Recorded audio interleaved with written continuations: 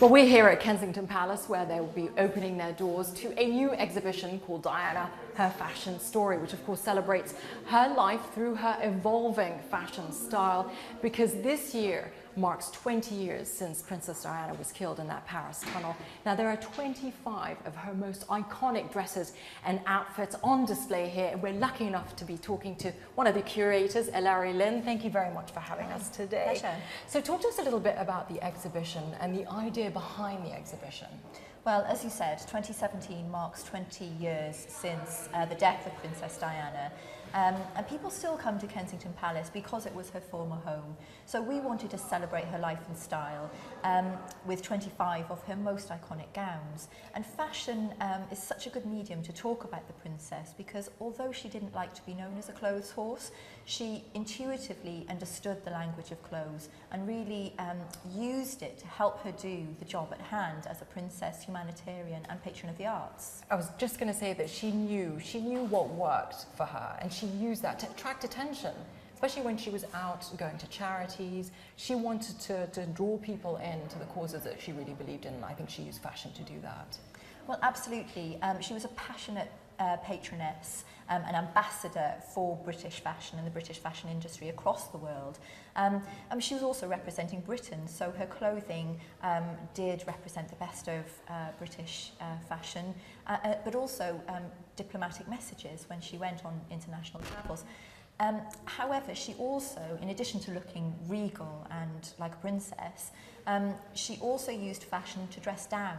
So when she was visiting children's hospitals, for example, she would wear bright, cheerful colours so that the children would find her approachable. She very rarely wore gloves because she liked to hold hands. And she stopped wearing hats after a while because she said you can't cuddle a child in a hat. So there are many different ways that she used fashion to do her job, but she was very good at knowing how to do that. Let's talk about her fashion style and compare it to other people and the other members of the royal family. I mean, she dressed completely differently to other members of the royal family. She was more daring. I think that's true. I think that she had a sense of experimentation and fun with her fashion. What you see in her style is that often she had a bit of a playful sense, so she often wore tuxedo styles. There's a very famous flamenco dress where she wore a red evening glove and a black evening glove, which is quite bold. Mismatched. Absolutely. And she liked to wear costume jewellery, which at the time was quite innovative because she was teaming high street with couture. A lot of the designers recall a sense of fun when she was trying on clothes and a sort of playful glint in her eye as she was trying on clothes and sort of saying, they're going to love this. And what's interesting, I think, about this exhibition is that you can see how her style evolved. You have one of the blouses that she wore for her engagement portrait that was taken by Lord Snowdon, where she was very sort of innocent and young. It really reflected her age. I mean, she was very young when she was engaged. Then, you know, fast forward to these showstoppers, right? Well, I mean, in the exhibition, we chart 16 years of her time in the public eye. It would be surprising her style didn't evolve from her teenage to her 30s. But what we see is her very quickly gaining a sense of confidence in her sense of style. And so in the early 80s, you see she's wearing a lot of that sort of new romantic style that was very fashionable, lots of frills, lots of ruffles, and she really liked that. But I think she learned quite quickly that that didn't necessarily play very well for press photographs, and she learned to really simplify her look, to make the embellishments surface embellishments and sort of give herself a streamlined silhouette. In a way, she rose above those seasonal changes in fashion to have a more timeless elegance, and stuck with what she knew suited her, even if fashions shifted around her. And I think it's that timeless elegance that has given her that fashion icon status that we remember. Oh, absolutely. And I think a lot of people were looking at her as this like fashion icon, international fashion icon. And what was interesting to see is as you were saying, the way her fashion evolved, and how towards the end of her life she was wearing more sort of, I think she was comfortable in who she was. She knew who she was, and I think she was comfortable in the way, you know, some of her dresses were quite form-fitting. Well, they were. I mean, that also reflects the 90s fashion for the bodycon style. But she wore a series of what Catherine Walker, who was one of her most loyal and enduring designers, called dignified showstoppers. So she knew how to wear fantastically dignified, but really knockout numbers. So let's go, if you don't mind, just talking to us about a few of the dresses here. I know that the green one, the velvet one, has a little secret. Maybe has a little secret. Not this one. Oh, it's not this one? Another green velvet. Okay, so not this one. No. So okay, fine. We'll talk about the other green one. But if you could just tell us about the dresses that are in this room. Yeah, of course. So we're actually standing in what is the final room of the exhibition. And this room really addresses that auction that was held at Christie's in New York in 1997. And inspired by an idea of Prince William's, the princess decided to sell 79 of her most famous gowns for charity, raising over £3.4 million for AIDS and cancer charities. But the press widely reported this as a symbolic act, that she was closing a chapter on her royal life and style, and perhaps embarking upon a new chapter. Of course, the poignant thing is that we wouldn't know what that next chapter was to be. But in this room, we really celebrate that the Diana who was very confident in her own sense of style, and surrounding us on the walls are images from a Mario Testino photo shoot for Vanity Fair that was taken in order to publicise the auction. And what we see in these images is a very informal, relaxed Diana. Mario Testino wanted to photograph her as if she'd just come in from a party. So there are no accessories. She looks as though she's just run her fingers through her hair. And I think this is the enduring image of Diana that we have. And she looks comfortable, she looks happy. What else can you tell us about the dresses in here before we move to another room? Well, in addition to a number of the dresses that were sold at auction, we also have a dress by Gianni Versace that she wore in 1991.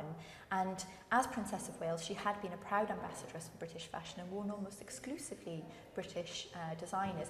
In the 90s, she did start to experiment more with international designers, and Versace was a real favourite. This dress is quite iconic. From a photo shoot with Patrick de Marchelier. So it's the one at the other side of the case. Okay. But it's got a pattern of beading to it, which is very much like... Can we walk? Can we walk to it? It has a pattern of beading on it, which is very... This one? Yes, very sort of Liz Tayloring Cleopatra. So quite a powerful dress. I mean, if you want to dazzle, this will be your dress. Yeah, absolutely. I mean, what's interesting, I think, is that it was very fashionable in the 90s, and most of Diana's styles were sort of fashionable at the time, but they are timeless. You could wear many of these dresses today and on the red carpet and still be within, in the best dress. It's true. You could wear this to the Oscars this weekend. Absolutely. And then this shift dress that is next to it. This is the dress that she wore to the gala preview of that auction in Christie's in 1997. The design is very simple. I mean, the surface embellishment is beautiful, but the cut is very simple. Yeah. I think to draw attention to the dresses that were being sold and perhaps mark the difference between them. And I read somewhere that, when people came to see this exhibition, I think the journalists were writing about what strikes you is how small she was. She was quite tall. She was tall. Yeah, but her figure was quite small. I think that's what people were talking about. Well, the designers recall that she was an absolute dream to design for because she was beautiful and had this model stature. But not only that, whenever she wore something, of course, it just put their designs on an international stage, and their designs went stellar. A number of the pieces here were copied on the high street and sold out. And so her contribution to the British fashion industry probably can't be overstated. Is there anything else in this room that you would like to, any dresses that you would like to talk to us about? I know we've highlighted 3 of them. Anything else that jumps out at you? Well, the black bugle bead dress is beautiful with the halter neck. She wore that. Yeah, sure. This one here? Yeah. Yes. Oh, and this is the picture for it. Yes, exactly. So the princess wore this dress to a UNESCO event at Versailles in 1994, and this was from Catherine Walker's own collection. So most of the dresses here were made bespoke for the princess, but this was just picked off a rail, and I think that shows that how her confidence in her own sense of style had really grown, so that she knew what she wanted, she went straight for it. And when she wore this in Paris, the legendary couturier Pierre Cardin said, "We're at the home of the Sun King of France, and here we now have the Sun Princess of Versailles." And so to sort of get those plaudits in France, the home of haute couture, is quite something. Yeah, and I also read that she knew exactly what she wanted. She used to work quite closely with the designers. So again, pointing to her being comfortable in her own skin and knowing her fashion style and her fashion sense. Absolutely. I think she knew what she liked right from the start. So when she got engaged to the Prince of Wales, she started recruiting designers around her who would help her create a working wardrobe. And many of them became quite loyal friends because they were quite disarmed by her informality. But many of them said, although they tried to steer her in particular directions, she wouldn't wear something if she didn't like it. So right from the start, she had a strong sense of what she liked. Yeah, and who she was. Do you have a favourite? It changes every day. I'm sure. There are so many to pick from. Absolutely. Yeah. Well, thank you very much. I know you don't have that much time, but thank you so much for giving us a little walk and talk of the exhibition here. Larry Lynn, thank you very much. Thank you.